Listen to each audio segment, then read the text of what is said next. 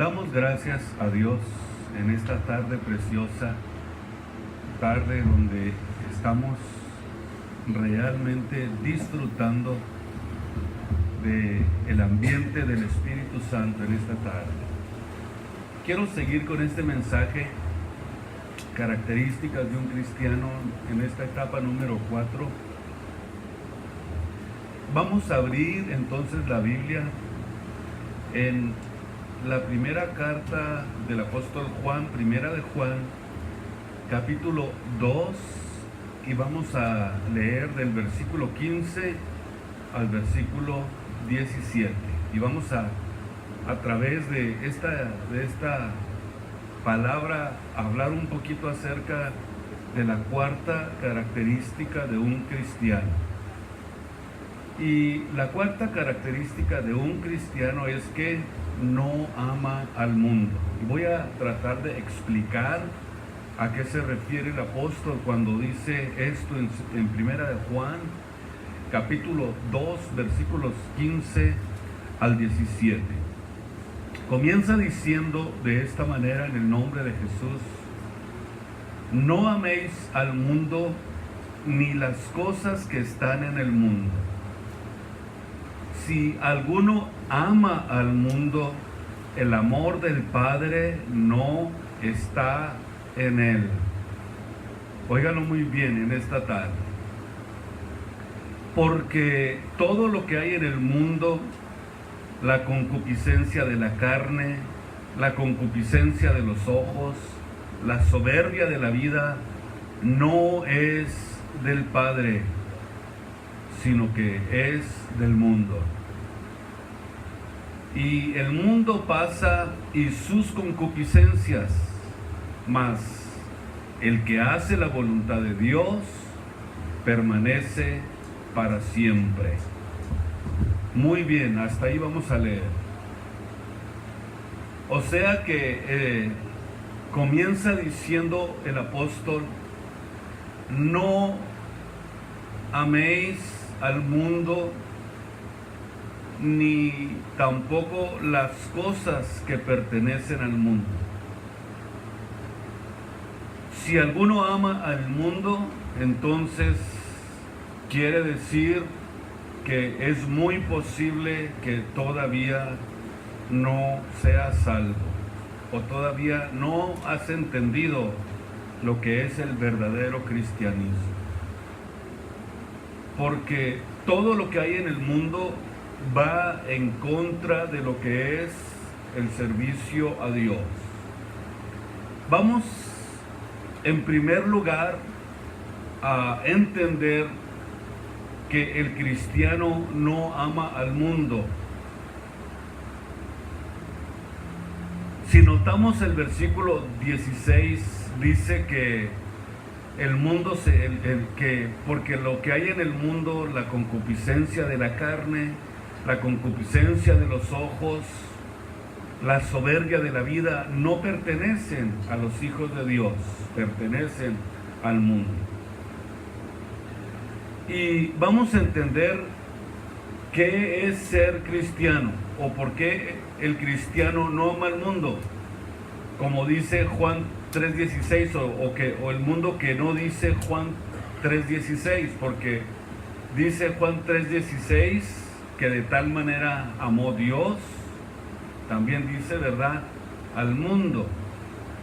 Esta palabra aion en el griego a la que se refiere no puede referirse al mundo de primera de Juan, capítulo 2, versículo 15 al 17.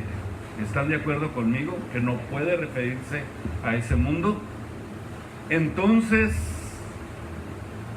¿a qué se refiere Dios cuando dice en la Biblia, en la palabra de Dios, que de tal manera amó Dios al mundo?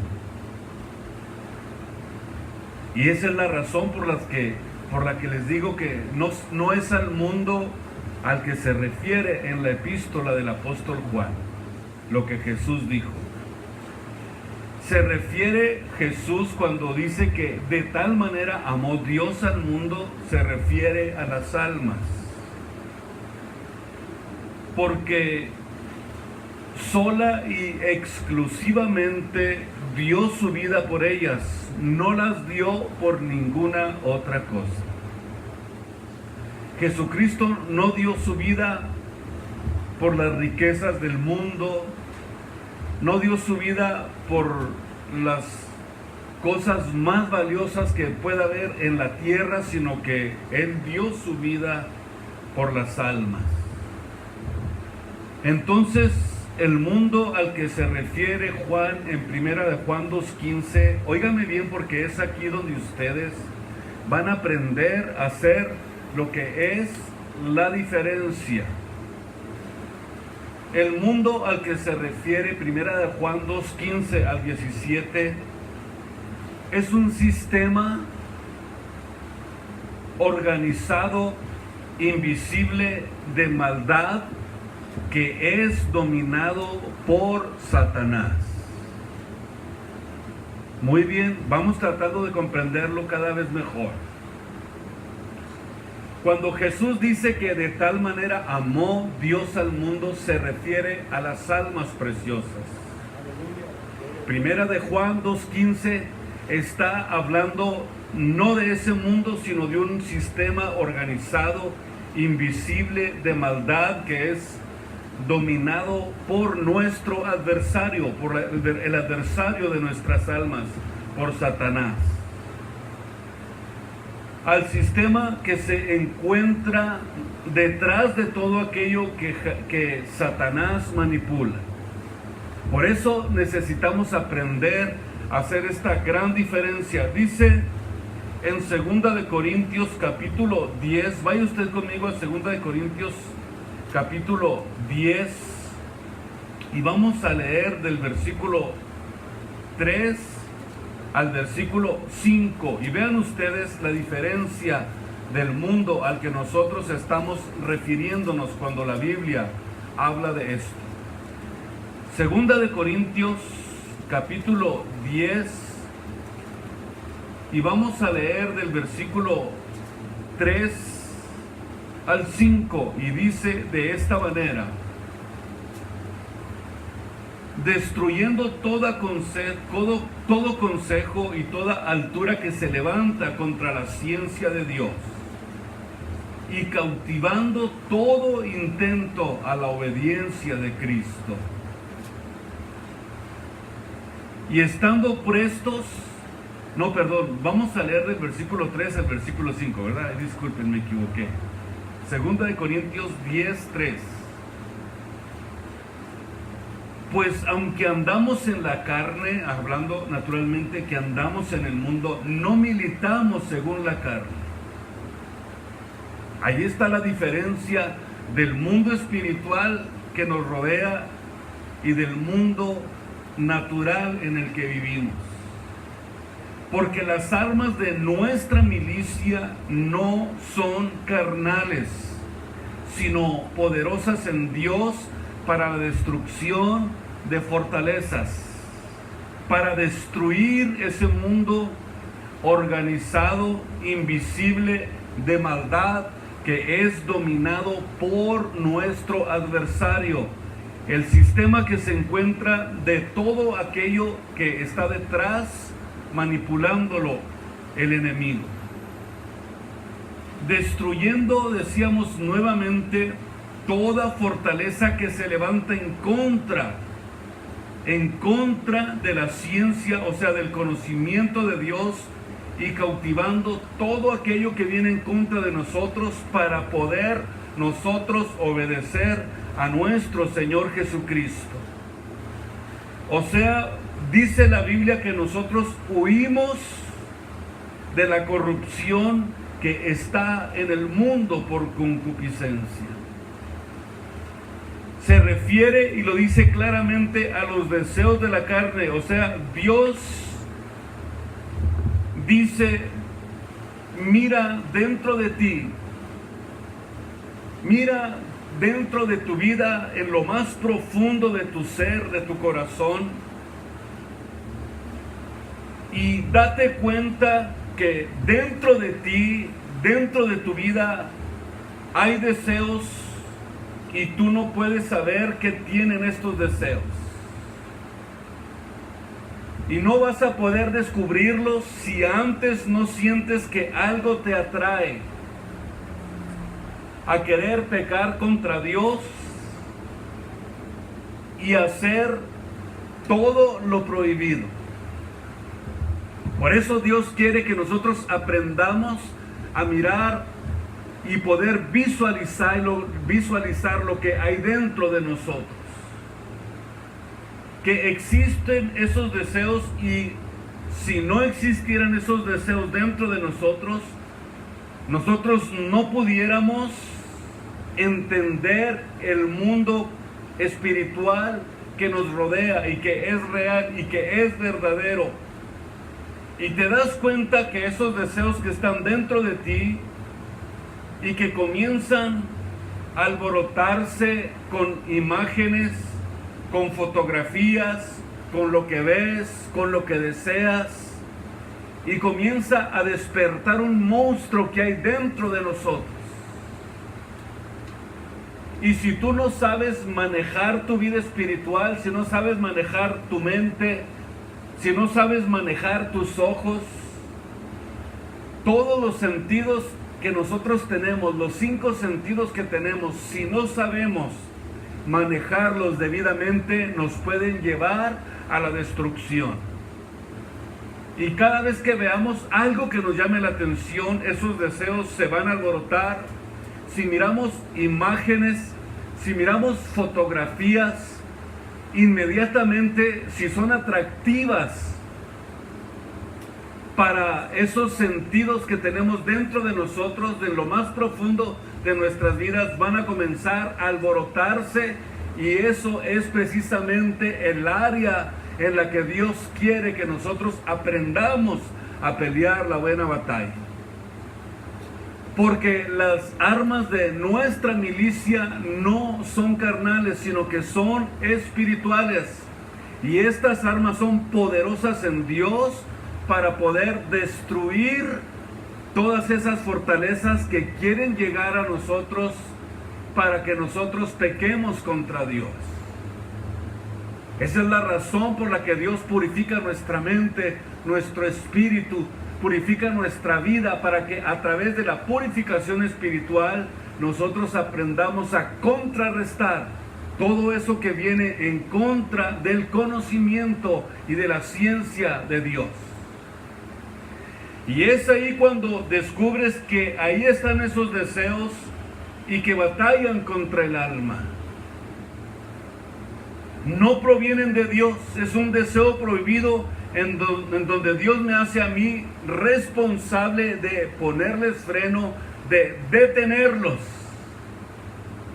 Y es ahí donde Dios me dice que soy un agente libre, un agente moral, para que esos impulsos y deseos que lleguen a mi vida aprenda yo a refrenarlos y a detenerlos, porque si no lo hago, van a ocasionar nuestra propia destrucción. Y estoy hablando de la destrucción espiritual. Entonces tú tienes que descubrir que esos deseos no vienen de Dios, porque su palabra dice no, y mi cuerpo me dice sí, yo quiero. Su palabra me dice: cuida estas cosas, la soberbia de la vida, las concupiscencias de los ojos, las concupiscencias de la carne, cuídalas para que no se alboroten. Eso es lo que Dios me dice, pero mi carne sí quiere esos deseos. Quiere deleitarse viendo lo prohibido, quiere deleitarse haciendo las cosas que desagradan a Dios.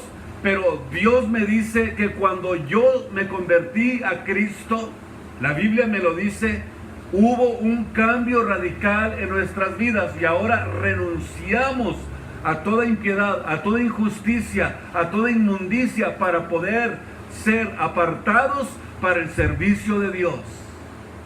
Y ahí es donde está la verdadera batalla de todo cristiano. Por eso descubrimos que vienen esos deseos, les decimos no y mi cuerpo quiere, dice que sí. Pero yo no hago lo que mi cuerpo me dice, sino que soy obediente a Dios. Y Pablo dijo, y ya no vivo yo, sino que Cristo vive en mí. Y lo que ahora vivo en la carne, lo vivo en la fe del Hijo de Dios, el cual me amó y se entregó a sí mismo por mí. Y ya vimos que el que obedece a Dios es un cristiano. El que obedece a Dios es porque ama a Dios. ¿Te das cuenta ahora? Ahora no solamente el cuerpo tiene estos deseos, sino que también los ojos. Y a lo mejor tú puedes decir, ¿qué acaso los ojos piensan? No. Nosotros no vemos con los ojos, pero con el cerebro. Pero vemos con el cerebro porque ves lo que quieres ver. Tocas lo que quieres tocar. Vives lo que quieres vivir.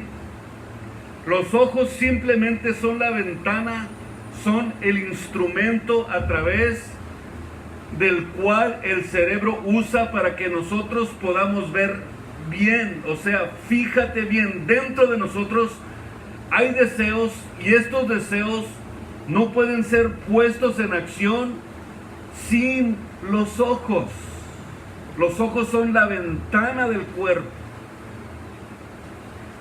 Y es a través de los ojos que puede entrar toda la concupiscencia que tú pudieras pensar en tu vida.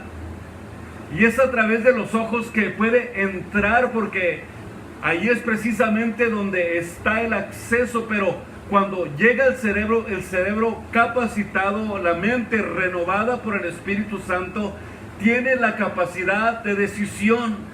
Y a través de lo que llega a la información que llega a mi cerebro, yo decido lo que voy a hacer. Yo decido si quiero ver, yo decido si quiero tocar, yo decido si quiero irme desenfrenadamente a obedecer lo que está recibiendo mi cerebro a través de la vista, a través de las ventanas de los ojos. Porque tú no puedes ser atraído por una mujer o por un hombre si no la ves antes. O sea que sin verla no vas a poder sentir esa atracción, o sin ver lo que te llama la atención nunca vas a poder sentir esa atracción. O por una película prohibida, o por cosas que a lo mejor tú puedas pensar en tu vida que pueden llegar, pero tú no vas a poder ser atraído sin antes ver. Primero entra por los ojos y comenzamos por los ojos a aceptar. Escúcheme bien. Comenzamos por lo que vemos a aceptar lo que estamos viendo. Viendo a eso, y entonces la carne comienza a operar y comienza a funcionar y a desatar una guerra dentro de nosotros que la Biblia le llama pasiones desordenadas.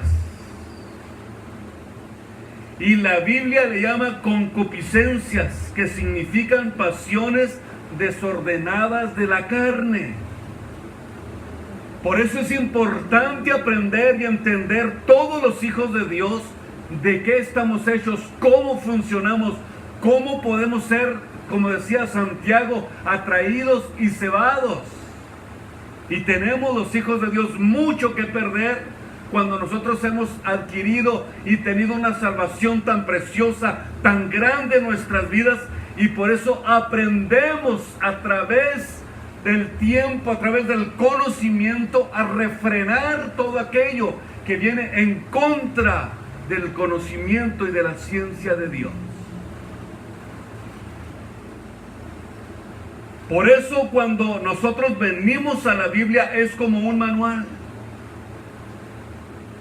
Y comienzas a leerlo y la Biblia me instruye, la Biblia me enseña, la Biblia me dice perdona. Y dentro de tu vida, en tus capacidades dices, no puedo comenzar, no puedo perdonar. pero comienzo a practicarlo. Y al principio a lo mejor no es fácil renunciar a todo eso, pero dentro de la práctica y del conocimiento de la palabra de Dios, comienzas a ser renovado y a ser cambiado y a hacer cosas que antes hacías sin ningún temor de Dios, porque no tenías la instrucción y el conocimiento de Dios. Y mientras voy en la vida caminando y poniendo en práctica todo lo que Dios dice, y yo descubro que lo que Dios dice es verdad, es la verdad. Y también puedo descubrir que sí hay poder para no caer en el pecado a través del conocimiento de la Biblia, de la palabra de Dios.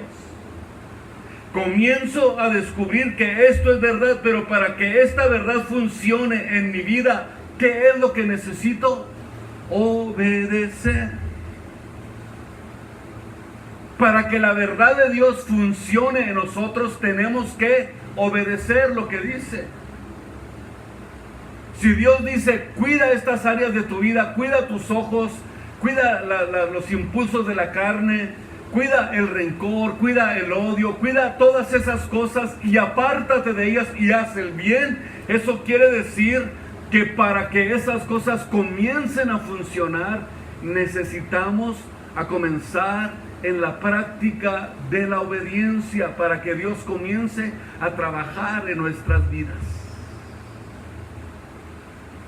Mientras yo digo soy y no obedezco, no es verdad que realmente estoy enfrentándome a la realidad de Dios. Si es un sí, que sea un sí. Si es un no. Pero que no estemos claudicando en dos pensamientos. Aquí donde vemos esta porción de Primera de Juan capítulo 2, en el versículo 16 dice, porque todo lo que hay en el mundo, la concupiscencia de la carne, la concupiscencia de los ojos y la soberbia de la vida o la vanagloria de la vida, no pertenecen a Dios. La vanagloria de la vida. ¿Sabe lo que es la vanagloria de la vida? Es todo el poder que el mundo me ofrece. Puede ser la popularidad, la influencia y los placeres que el mundo nos ofrece. Y esto nos lo ofrece solamente para poder vivir en esta vida. Divertirme, satisfacerme, pasármela muy bien, tener riquezas, tener fama, tener dinero. Y muchos hasta buscan la fama. Muchos quieren ser actrices o actores o cantantes porque les gusta la fama. Quieren alcanzar sus metas. Quieren solamente lo que esta vida ofrece, llamar la atención de los demás, ser popular, ser una persona influyente, ser una persona poderosa. Lo único que nosotros podemos mirar que es lo que esta vida ofrece. Divertirme, satisfacerme, sin importar si existe una vida después de esta vida. Sin importar si existe otra vida después de esta. En el capítulo 4 del libro de Mateo, Satanás le ofreció a Cristo absolutamente toda la gloria de este mundo. Si ustedes leen el capítulo 4 del libro de Mateo, vean ustedes de qué manera el enemigo se enfrentó con Jesús y le ofreció lo único que tiene. ¿Qué es lo único que tiene el diablo? La vanagloria de la vida. Solamente tiene el reino de la tierra. No puede darnos más allá. Puede ser que te esté ofreciendo hacer un gran negocio para hacerte rico. O a lo mejor te está ofreciendo los reinos de este mundo. A lo mejor te está ofreciendo riquezas. a cambio de que sacrifiques tu servicio a Dios. Y a Jesús no solamente le ofreció toda la gloria de este mundo, sino que también le ofreció los reinos de esta tierra. Y es precisamente de esta manera que va a venir también en contra de nosotros. Va a venir a ofrecernos solamente los placeres temporales. La razón por que el enemigo, Satanás, nuestro adversario, el diablo, nos ofrece eso es porque eso es lo único que tiene. Sin embargo, todo aquel que ha conocido a Jesús entiende y se da cuenta y está consciente que las promesas que Cristo nos hizo no son para la vida temporal ni para la vida presente. Jesús hizo promesas a sus seguidores de estar eternamente, no en los reinos de la tierra, no en lo que la tierra ofrece, sino que Él ofreció un reino eterno al lado de Él. Él dijo: en la casa de mi Padre muchas moradas hay. Voy a prepararles lugar a cada uno de aquellos que crean en mí. Y que se atrevan a enfrentarse al mundo y a esas concupiscencias, óigame bien, apartándose de ellas, creyendo en el Evangelio, creyendo en la palabra de Dios, sometiéndose a la obediencia. ¿Y qué es lo que van a finalmente recibir? Una vida eterna al lado de Jesús. Mientras que el diablo solamente les va a ofrecer riquezas, fama temporal, porque él no puede ofrecer nada eterno, absolutamente nada, nada, nada, nada, nada.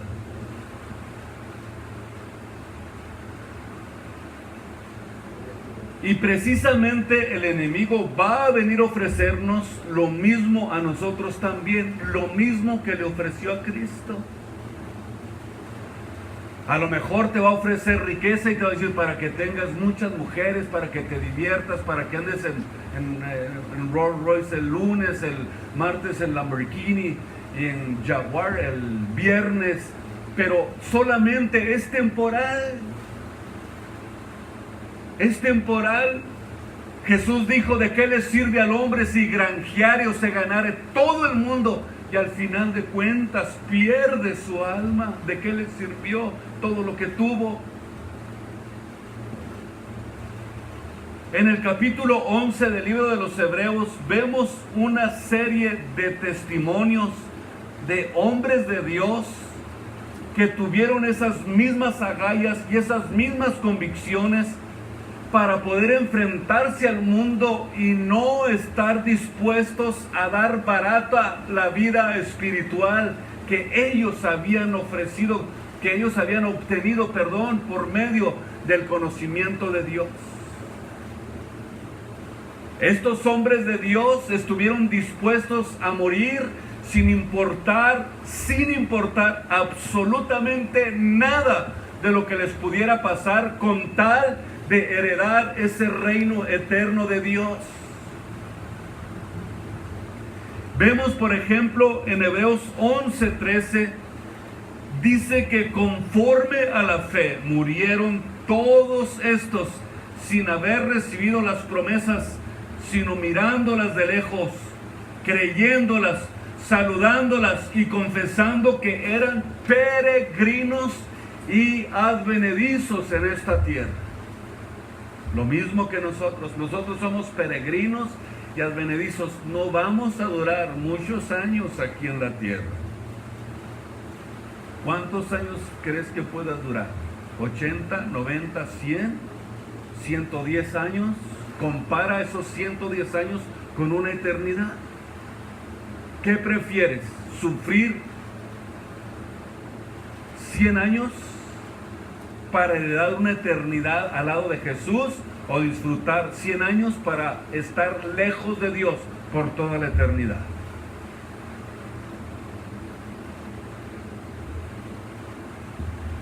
En el versículo 24 de esta misma porción del libro de los Hebreos, capítulo 23, por fe Moisés, nacido, fue escondido de sus padres por 3 meses porque le vieron hermoso niño y no temieron al mandamiento del rey. Por fe Moisés, hecho ya grande, rehusó ser llamado hijo de la hija de Faraón, escogiendo, aquí es donde está precisamente la parte más importante de cada uno de aquellos que aman a Dios. Escogiendo antes ser afligido con el pueblo de Dios que disfrutar de las comodidades temporales del pecado. O sea que va a llegar el momento de la decisión. Y Moisés, vean ustedes la posición que tenía. Él sí verdaderamente tenía en sus manos reinos, tenía poder en sus manos. Y es muy probable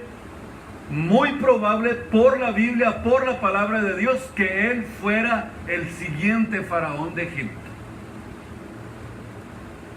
Este sí que tenía todo lo que se pudiera, óigame bien, desear en esta tierra. Él sí que podía tener lo mejor, los mejores trajes, los mejores autos, el mejor estilo de vida. Él sí realmente lo tenía. Pero ¿qué fue lo que escogió?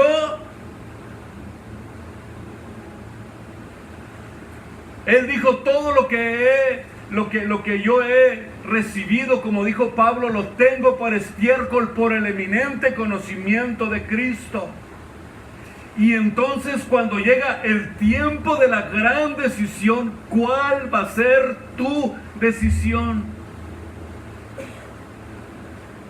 Aquí notamos que él escogió ser afligido temporalmente por la causa de Cristo. ¿Por qué? Porque tenía una visión de lo que es el reino de la eternidad. Y eso lo vemos en el versículo 26, teniendo por mayores riquezas. Él sí que conocía las riquezas, sabía lo que es tener oro puro en sus manos, lo que es tener riqueza, pero él dijo que eran mejores las riquezas de Dios que las riquezas temporales de la tierra. Eso es lo que dijo Moisés. Teniendo por mayores riquezas el vituperio de Cristo que los tesoros y las riquezas y la fama y el poder que habían en Egipto.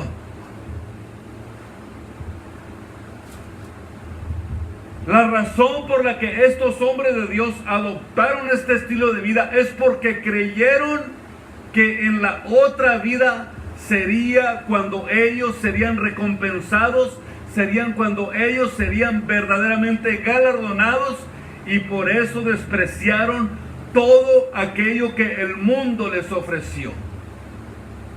Qué preciosa es la Biblia. Por eso tenemos que cuidar que las características de un verdadero cristiano es que no ama al mundo ni las cosas que están en el mundo. Pero va a llegar el momento del escogimiento, como le llegó a Moisés, el momento de decidir si seguir viviendo en el palacio o irse a las arenas del desierto.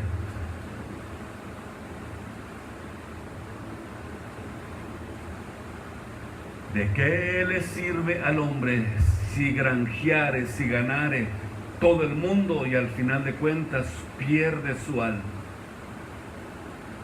Quiere decir entonces que él escogió la mejor parte, escogió el vituperio de Cristo que las riquezas, que los tesoros, que la vanagloria, que toda la fama y que todo el poder que le ofrecía Egipto. Dios nos prueba y Dios nos va a probar a cada uno de nosotros para ver si le amamos más a Él o amamos más al mundo. En algún momento Dios te va a probar.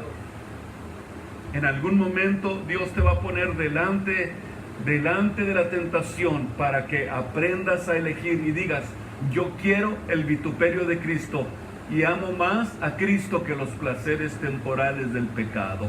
Algún día Dios te va a probar. Algún día Dios va a saber qué hay en tu corazón. Quieres saber qué hay en tu corazón. Él va a querer saber qué hay en tu vida. Él va a querer saber si amas verdaderamente con todo tu corazón, con toda tu alma y con toda tu mente el sacrificio precioso que Él hizo en la cruz del Calvario o no. Gracias, Padre, por tu bondad y tu misericordia. Fortalece a tus hijos, fortalece a tu iglesia, Señor. Ábrele los ojos, dales entendimiento, que tu Espíritu Santo les administre a sus vidas y a sus corazones y puedan ver las riquezas de tu gloria, que puedan ver las riquezas de la eternidad y no las riquezas de un mundo temporal que está predestinado para ser destruido. Sin embargo, el reino eterno de Jesús es para siempre. Oremos a Dios en esta tarde preciosa. Ahí donde está, dígale: Padre Celestial,